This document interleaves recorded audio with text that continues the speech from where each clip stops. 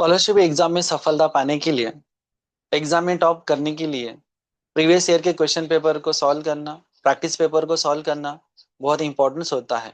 Paper को किस प्रकार से सॉल्व करना चाहिए, पेपर सॉल्व करने का सही तरीका क्या होना चाहिए, परीक्षा पेपर के पैटर्न को हम लोग समझेंगे, टाइम मैनेजमेंट हम लोग देखेंगे, हमारे जो कमजोर पॉइंट्स है उन कमजोर पॉइंट्स को हम लोग देखेंगे, समझेंगे और उसमें सुधार लाएंगे।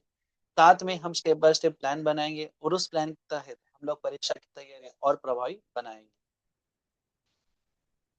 पेपर सॉल्व करने से पेपर का पैटर्न समझ में आ जाता है, किस तरह के प्रश्न आते हैं यह समझ में आता है, समय और अंक का बंटवारा कैसे होता है यह साफ हो जाता है, साथ में टाइम मैनेजमेंट का अभ्यास का पता चलता है।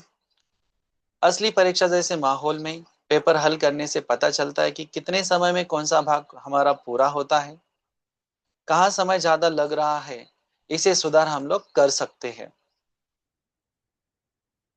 पेपर सॉल्व करने से कमजोर और मजबूत विषयों की पहचान होती है। पेपर हल करने के बाद पता चलता है कि कौन से टॉपिक अच्छे से आते हैं और किन टॉपिक पर ज्यादा ध्यान देना चाहिए। प्रैक्टिस से स्पीड और एक्यूरेसी बढ़ती है। बार बार सवाल हल करने से दिमाग तेज चलता है और गलती करने की संभावना कम हो जाती है। पेपर सॉल्व करने से एग्जाम कॉन्फिडेंस बढ़ता है। असली परीक्षा से पहले कई बार वैसा माहौल अनुभव हो जाता है जिससे डर और घबराहट कम होती है। नए ट्रिक और शॉर्टकट मिलते हैं। सवाल कर हल करते करते जल्दी हल करने की अपनी तकनीक जो है वो बन जाती है। सफलता की संभावना बढ़ती है। जितने ज्यादा पेपर सॉल्व करेंगे उतना ज्यादा टॉप आने यानी रैंक लाने के करीब आप लोग पहुंचते हैं। पेपर को सॉल्व करने का सही रणनीति या हम लोग एक प्लान बनाएंगे जिसके तहत हम लोग परीक्षा को और बेहतर बना सकते हैं। जब भी आप लोग पेपर सॉल्व करोगे तो उसके लिए सही माहौल बनाओ। पेपर सॉल्व करते समय घड़ी लगाओ और उतना ही समय लो जितना असली परीक्षा में मिलता है। शांत जगह पर बैठकर बिना रुकावट के पेपर सॉल्व करो। समय का बंटवारा करो। परीक्षा में ज्यादातर 3 सेक्शन होते हैं, गणित, बुद्धिमत्ता और भाषा।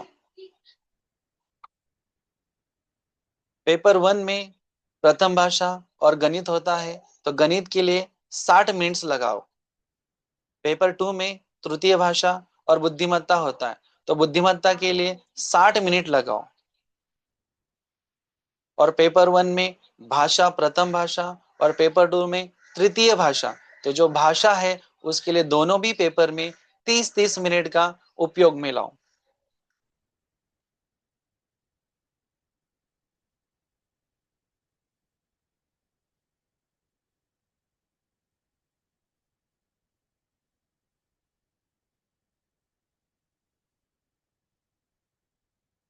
स्टेप तीसरा है पेपर सॉल्व करने का क्रम। सबसे पहले हम लोग आसान वाले क्वेश्चन को सॉल्व करेंगे, फिर मध्यम कठिनाई वाले क्वेश्चन को सॉल्व करेंगे और लास्ट में कठिन सवाल जो है उसके ऊपर जाएंगे। इससे समय भी बचेगा और आत्मविश्वास भी बना रहेगा। स्टेप नंबर 4, ट्रिक और शॉर्टकट का इस्तेमाल करना। गणित में टेबल, स्क्वायर, क्यूब, प्रतिशत ट्रिक पहले से ही याद रखो। बुद्धिमत्ता, आईक्यू, पैटर्न जल्दी पकड़ने की आदत डालो।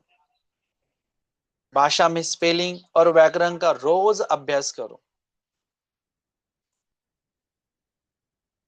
पेपर चेकिंग और नियमित अभ्यास से सफलता सुनिश्चित करें। पेपर चेक करना, पेपर पूरा करने के बाद में 50 और 10 मिनट उत्तर का मिलान करो यानी रिवीजन के लिए रखो। पेपर में गलतियां ढूंढकर उन्हें दोबारा सुधारो। स्टेप नंबर 6, रोज कम से कम 1 या 2 घंटा प्रैक्टिस पेपर को हल करो।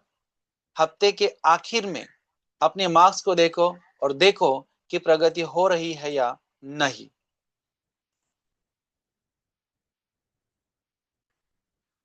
पेपर हल करने के बाद गलत सवालों को अपने नोटबुक में लिखकर उसे दोबारा सॉल्व करो।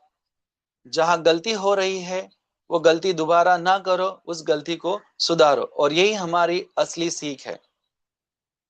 इस रणनीति को अपनाकर तुम अपनी स्पीड, एक्यूरेसी और आत्मविश्वास, इन तीनों को बढ़ा लोगे। और मेरे प्यारे दोस्तों, मुझे पूरा विश्वास है कि आप पेपर को अच्छी तरीके से एनालिसिस करोगे और एग्जाम में 100% टॉप करोगे। Thank you.